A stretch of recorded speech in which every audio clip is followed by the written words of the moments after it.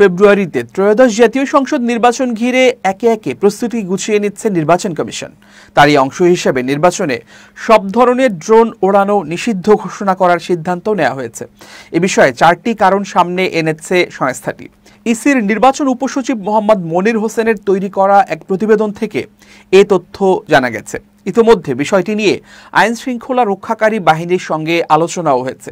প্রতিবেদন অনুযায়ী ড্রোন ব্যবহার নিষিদ্ধ করার উল্লেখযোগ্য কারণগুলোর মধ্যে একটি হলো গোপনীয়তা লঙ্ঘন হতে পারে। ড্রোনের মাধ্যমে ব্যক্তিগত স্থান, অফিস, ভোটকক্ষ নজরদারির মাধ্যমে ভোটারের গোপনীয়তা লঙ্ঘনের শঙ্কা রয়েছে।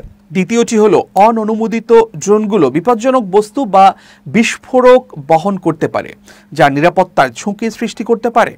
আইন ও বিধি লঙ্ঘনের ঝুঁকি তৈরি হতে পারে, কেননা দেখা গেছে ড্রোন ব্যবহারের জন্য যে নিয়ম ও বিধি রয়েছে তা অনেকেই অনুসরণ করেন না। এছাড়া ড্রোন ব্যবহারের মাধ্যমে ভোটারের ভোটদানের ছবি বা ভিডিও ধারণ করে তা অপব্যবহার করতে পারে। প্রতিবেদনে আরও বলা হয়েছে, বর্তমানে নির্বাচনের সার্বিক প্রস্তুতিমূলক কার্যক্রম চলমান রয়েছে। এ সংক্রান্ত কার্যক্রম শান্তিপূর্ণভাবে সম্পন্নের লক্ষ্যে জেলা উপজেলা পর্যায়ে নির্বাচন অফিসে নিরাপত্তা বিধান জরুরি। দ্বাদশ জাতীয় সংসদ নির্বাচনে সশস্ত্র বাহিনী থেকে স্ট্রাইকিং ফোর্স মোতায়েন করা হয়েছিল।